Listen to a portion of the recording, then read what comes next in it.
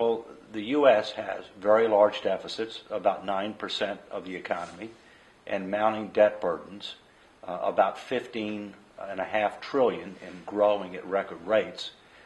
But we need to understand the difference between the short-term deficit challenge and the structural deficit challenge.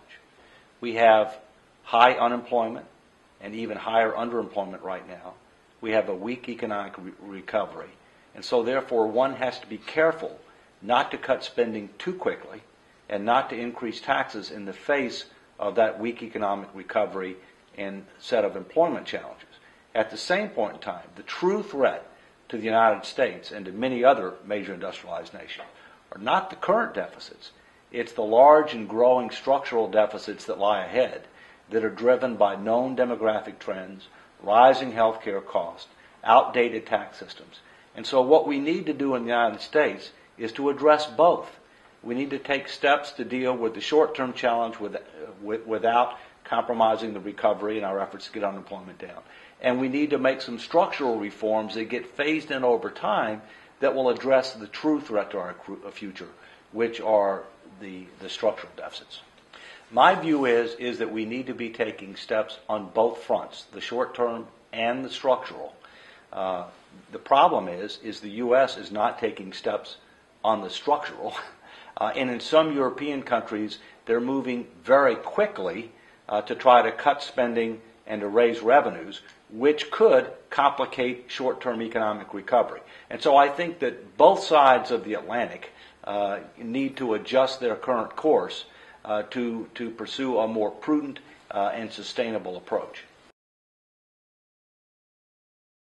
It's very difficult to be able to make tough transformational changes in the United States unless you have committed and inspirational presidential leadership and pressure from the public for the two political parties to be able to work together to solve problems. And so I think in the United States, we need to not only engage in fiscal reforms, we need to engage in political reforms, because at the present point in time, we have a dysfunctional democracy. The Republicans don't want to increase revenues. The Democrats don't want to renegotiate the social insurance contract. There are exceptions, but that's the general party line view.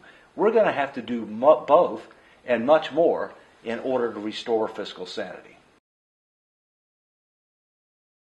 The truth is, a lot of elected officials like the way that things are right now because it enables them to be able to do things that people want without having to disclose the longer-term implications of those actions. Many politicians, I think wrongfully, believe that people can't handle the truth. And I think that they believe that people, human nature being what it is, want as much as they can get without having to pay for it. On the other hand, with elective office comes a responsibility to provide the truth and to provide leadership to help people understand that we cannot continue to live for today because of the potential adverse consequences that we'll have on our children, our grandchildren, and future generations tomorrow. So I think the biggest deficit, quite frankly, that we have in many countries is a leadership deficit.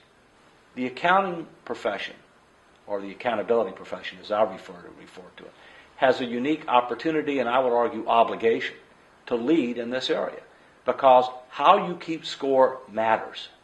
And how you keep score will have a tremendous impact on the actions that others take and the ability to hold them accountable, not just for things that they do, but very importantly, things that they fail to do to address large, known, and growing problems that we face.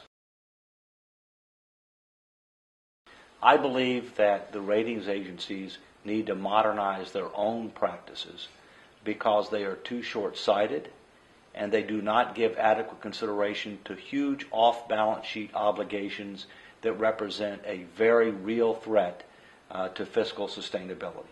Obviously, the ratings agencies did a poor job in the face of the mortgage-related subprime crisis. There were too many people that relied upon those ratings, and they turned out to be false ratings. So the first thing I think the ratings agencies need to do is to modernize their own practices.